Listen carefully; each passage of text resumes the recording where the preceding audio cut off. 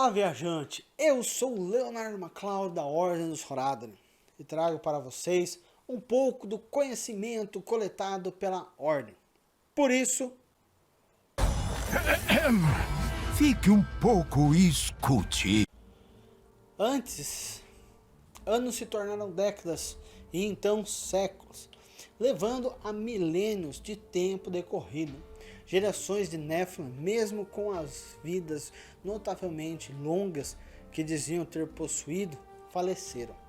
A cada geração, aqueles eventos que poderiam ser verdadeiros se transformaram em lendas, eventualmente se transformando em mitos. Os anjos e demônios desapareceram da consciência.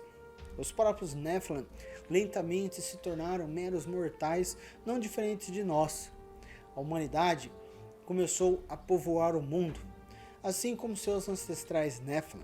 A humanidade começou a construir suas próprias cidades e a coletar conhecimento dos cantos mais distantes do santuário.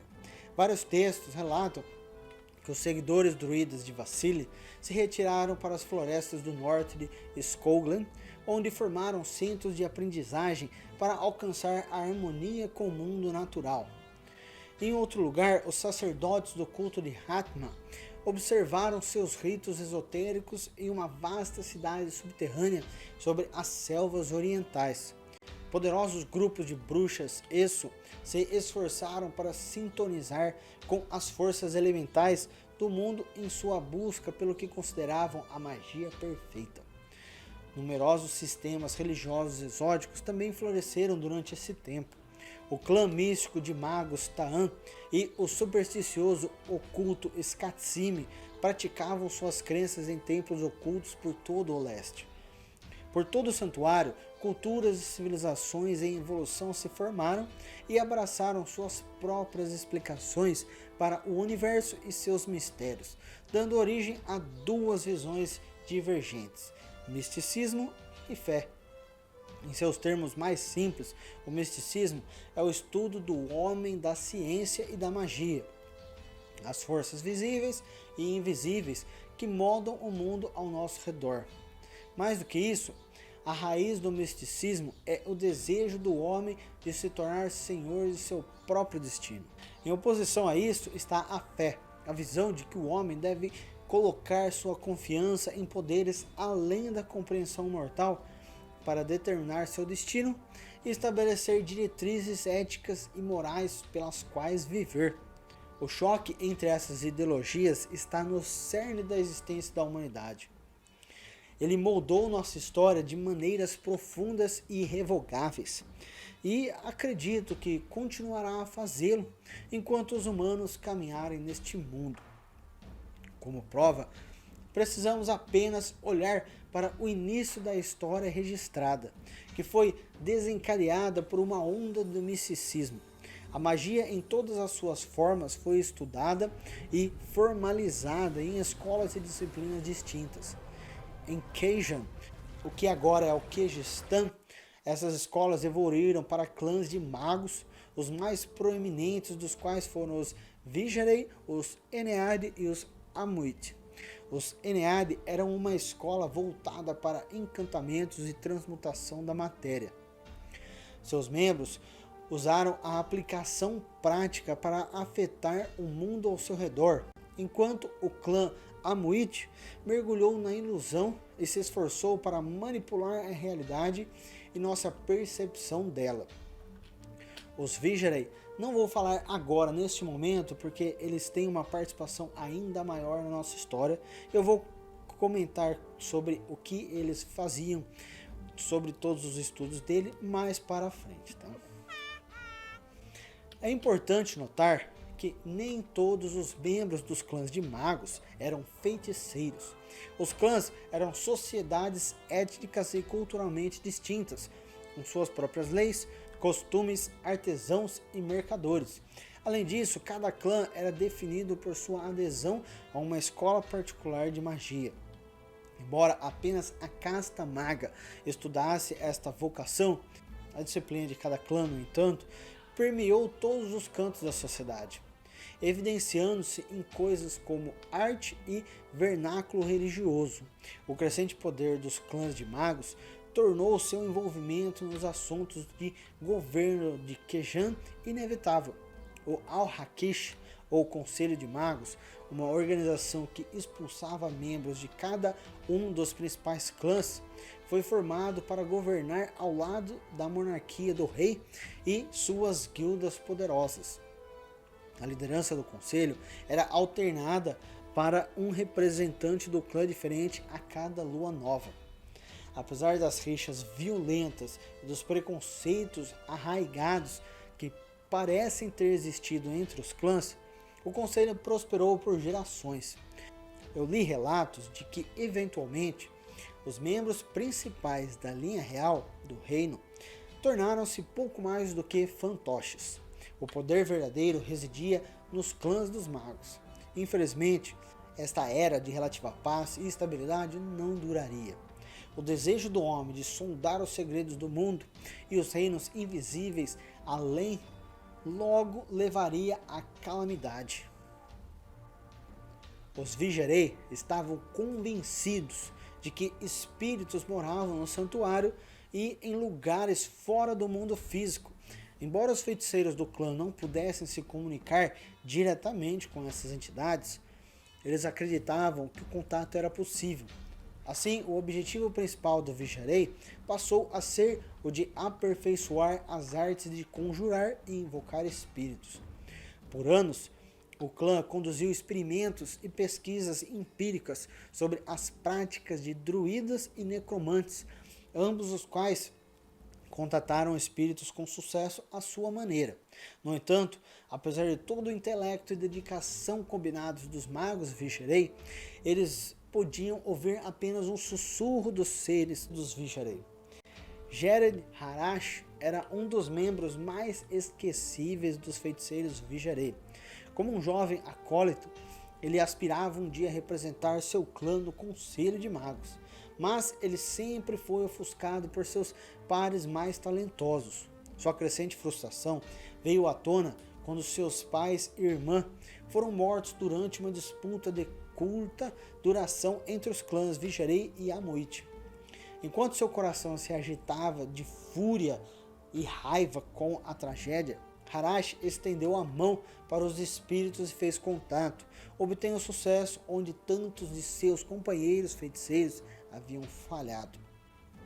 No entanto, a entidade que ele convocou para o nosso mundo era uma que nem ele e nem outros Vigerei jamais poderiam ter imaginado, um demônio de puro ódio e malícia. E com isso, o outrora ineficaz Jared Harash foi gravado nos anais da história para sempre. Acho interessante que este trecho não corresponda aos registros públicos de Harash, alguns até escritos pelo próprio Lunash. Esses descrevem Harash como tendo sido um menino que colheu conhecimento sobre a invocação de um sonho. Até mesmo o ser que ele contatou foi referido como espírito dos mortos. Não está claro se os Vigerei originalmente sabiam que o ser invocado era um demônio, mas não tenho dúvidas de que eles acreditavam que era algo mais do que o espírito de um ancestral. A partir da pesquisa de Deckard Cain, descobri que os Vigerei trabalhavam febrilmente para mascarar a verdade do que havia sido descoberto, indo tão longe a ponto de escrever histórias falsas de Harash e algumas de suas primeiras interações com os mortos. Só posso supor que o sucesso de Harash, na realidade, dependeu das emoções sombrias que ele estava sentindo na época. Talvez sua raiva e fúria de alguma forma o sintonizasse com um dos reinos do inferno ardente. Seja qual for a causa raiz, Harash rapidamente reconheceu os perigos da criatura assassina que ele convocou. Depois de restringi-lo com feitiços de amarração, ele informou aos anciãos Vigerei de sua descoberta.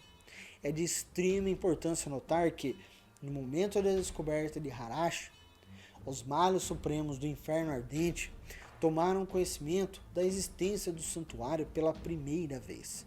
Isso, é claro, era desconhecido para os Visharei. Mesmo depois que o demônio foi convocado, houve muita controvérsia entre eles sobre a nova arte que Harash havia descoberto.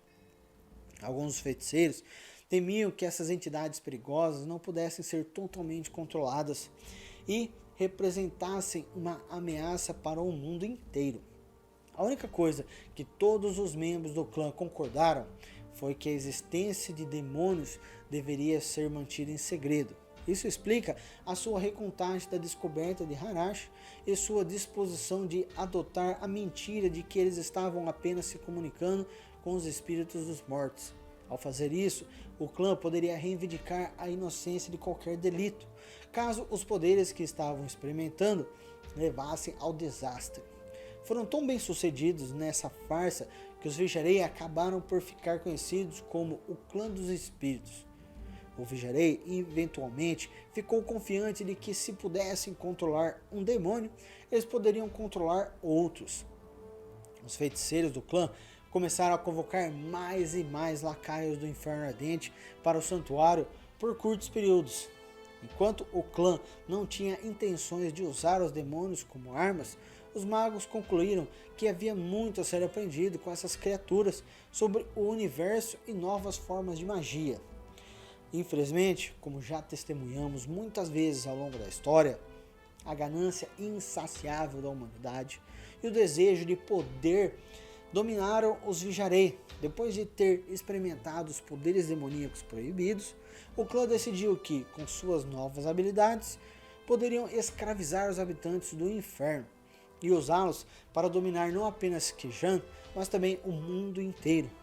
É relatado que outros clãs de magos, por meio de suas próprias fontes, souberam de algo misterioso e sinistro ocorrendo dentro das fileiras do Visharei.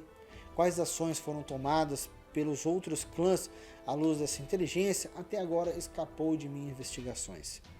A única consequência que parece que nenhum mago considerou foi que, uma vez convocados, os demônios voltariam ao Inferno Ardente com contos de nossa estranha raça. Não demorou muito para que os males supremos vissem o potencial dos mortais. Eles sentiram dentro da humanidade o poder adormecido do Nephilim, uma forma de inclinar o balanço do conflito eterno. Como tal, eles resolveram corromper sutilmente os seres humanos e voltar seus poderes latentes contra os céus. Com a humanidade sob a influência demoníaca, os males supremos teriam sob seu comando um exército leal e incomensuravelmente poderoso. Foi assim que Diablo, Mefisto e Baal lançaram sua influência sobre as mentes mortais, espalhando suas ideias distorcidas por todo o santuário. Seus sussurros levaram à formação do Triuno, uma religião aparentemente altruísta que adorava 3 espíritos benevolentes. Na verdade, esses eram representações dos próprios males supremos. Dialon, o espírito de determinação, era Diablo. Mephis, o espírito do amor, era Mefisto. E Bala, o espírito da criação, era na verdade Baal. Acho irônico que os disfarces dos males supremos incorporassem traços que estavam em oposição direta às suas qualidades reais de terror, ódio e destruição. A popularidade da religião cresceu rapidamente e em pouco tempo, uma grande porcentagem da população do antigo Kejan migrou para o Triuno. Os membros comuns da igreja, é claro, não perceberam que seus espíritos patronos eram os senhores do Inferno Ardente. A chave para a decepção orquestrada pelos males supremos foi que o Triuno representava falsamente os princípios da unidade e do poder inato da humanidade. A religião construiu um magnífico grande templo em Kejan. O amplo edifício triangular ostentava 3 altas torres, cada uma das quais dedicada a um dos espíritos do Triuno. A organização estava tão dedicada a dar uma impressão de ser um grupo pacífico que até se referiu aos guerreiros dos templos como guardiãos da paz. Apenas os membros do mais alto escalão do Triuno sabiam a verdade. Por trás da fachada de determinação, amor e criação, estava um culto vil, que praticava todos os tipos de rituais demoníacos. Era conhecido por atrair iniciados desavisados e praticar atos terríveis de tortura neles para a emoção perversa de seus verdadeiros mestres, os males supremos. Com esses horrores em mente, não deveria ser surpresa que a religião fosse liderada por ninguém menos que Lucion, o filho de Mefisto, que eu mencionei anteriormente no vídeo onde eu falo sobre os males supremos, e eu deixarei um link na descrição e no card para que vocês possam ver esse vídeo e saber um pouco mais sobre quem realmente eram os males supremos. O rápido crescimento do triuno deixou perplexo os clãs de magos e outras instituições que até então mantiveram um domínio incontestável sobre a população de Qejan. De acordo com relatos que li sobre essa época, parece que esses grupos acreditavam que o triuno não era nada mais do que uma fantasia passageira. Portanto, eles simplesmente ficaram parados enquanto mais e mais vítimas eram atraídos para as mandíbulas da falsa religião dos males supremos. Como uma nota final, pode-se perguntar se Diablo, Mefisto e Baal sabiam a verdade sobre a linhagem divina da humanidade. Pelo que descobri em meus estudos, não está claro. Eu descobri, no entanto, que os males supremos faziam questão de manter a existência do santuário em segredo de tantos de seus irmãos menores quanto podiam. Essa falta de confiança azedaria as relações entre os senhores do inferno ardente e acredito que levaria em parte ao exílio sombrio, um evento que falarei em outro vídeo.